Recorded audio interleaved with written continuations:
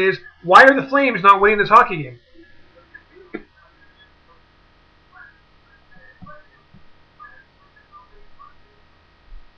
Well, you got to kind of bring your bag along of goodies in order to win a game like that. We're in the playoffs. You got to play damn hard. You're saying that Calgary isn't playing hard enough.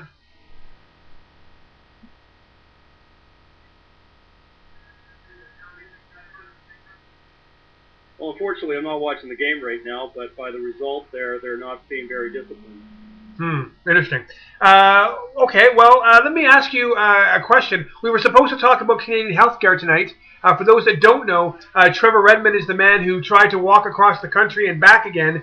He made it halfway back and then stopped. He was trying to raise funds for cancer research. Trevor, you must have some thoughts on the Canadian healthcare system. What are they?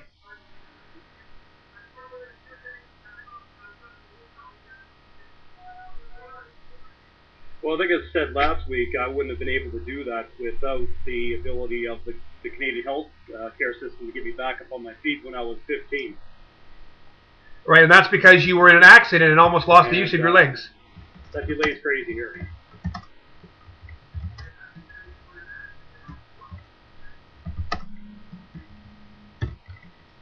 Yeah, I almost lost one of my leg in a car accident when I was 15, and without the miracle that was created from the doctor, I would not have created the miracle of walking across Canada.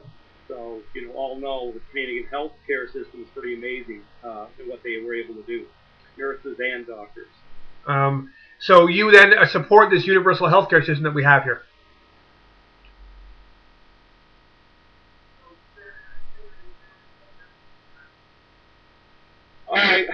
I think it'd be ridiculous if I didn't. My parents didn't have a lot of money. I remember I didn't have a lot of money, and I certainly don't have a lot of money right now if anything was to happen. I can't imagine, having to pay a whole bunch of money just to keep my leg. Yeah. There are some people who have been forced to make a decision on keeping a thumb or a finger when they got in a cut in a saw accident. I'm sure you're aware of seeing Michael Moore's movie Sicko, which documented those exact situations. It sounds like hell to me.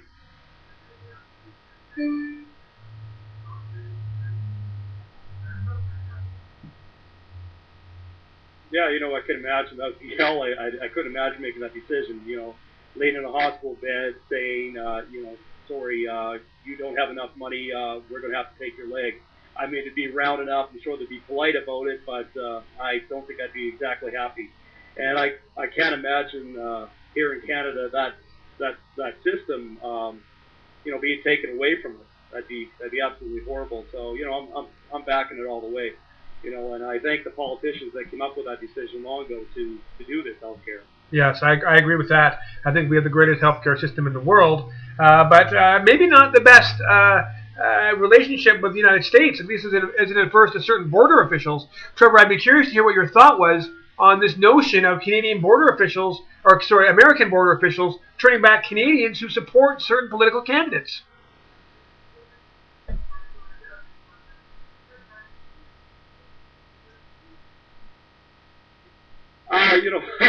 I don't even know what to say about that. That's, I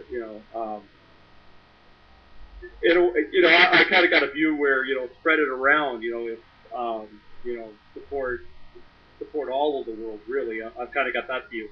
Help humanity out. And if they need a little bit of help down this United States, why not cross the border to help?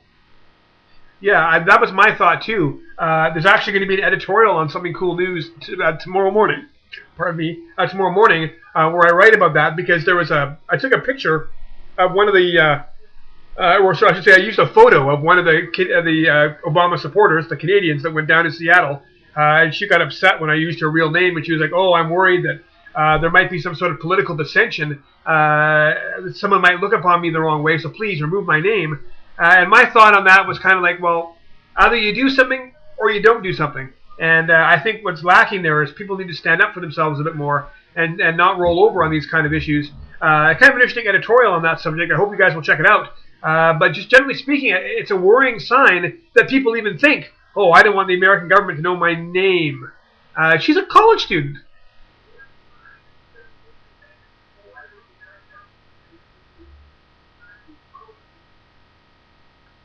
if you want to walk around with a bag over your head covering up your identity, you're just going to smother. I guess that's true. Another one of your great sayings, I guess. But it's definitely a worrying trend. But there's only so much a little person can do about that. It's a worrying trend, and I don't like it.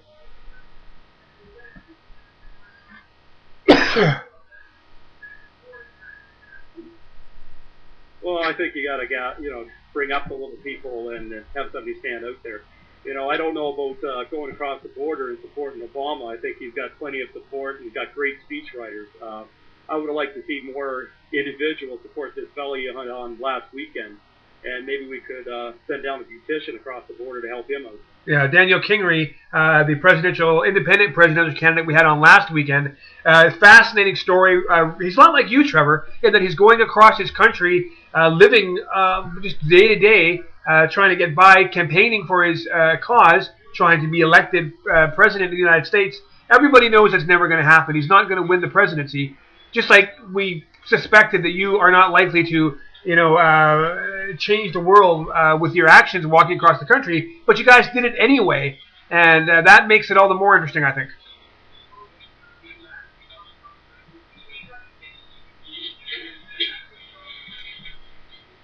Well, I don't know about that. I kind of believe that old saying, ripple in the pond effect, and I'm sure he's having effect. Maybe not now. I can't see somebody wearing a beard and winning the election. It's just not the look of now. But there was a fella years and years ago in the United States who wore a beard and a big funny top hat, and he definitely won the election.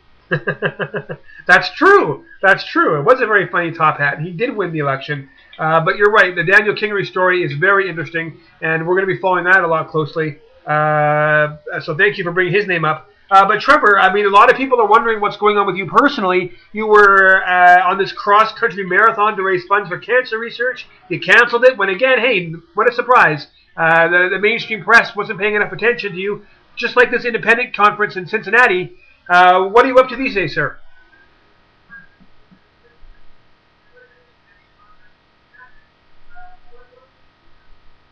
Well, today it was 23 degrees in Calgary, beautiful, so I just enjoyed the day. I don't think on the road I had the opportunity to stop much and enjoy things. I'd go to campgrounds and stuff like that, and I'd be too exhausted even to walk down to a lake and watch people play in the water. I was just going straight to bed, so we had the opportunity just to go out there today, 23 degrees, hop on my bike, go for a hike. That's great. Just relaxing. That'll lead up to my next big step, to whatever that may be.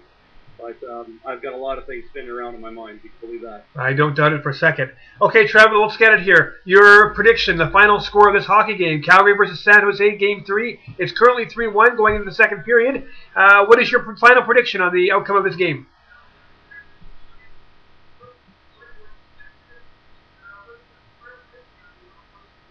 I'm not going to predict the outcome of this game, but earlier in the year, last year, the start of the season, I predicted Calgary will take home the cup. I'm going to stay with that. But don't be upset. If Calgary loses this one, it's just going to fire them up for the next one. And believe me, they're going to bring that cup home. I don't want to hear anyone else say something like the Canuck fans say, hey, there's always next year. That never works.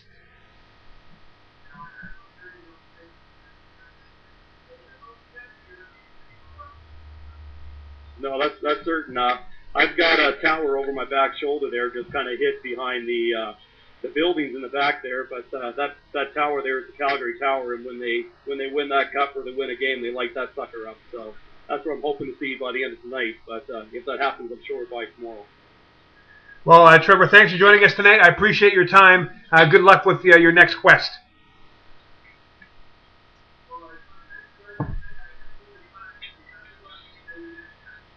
You're welcome.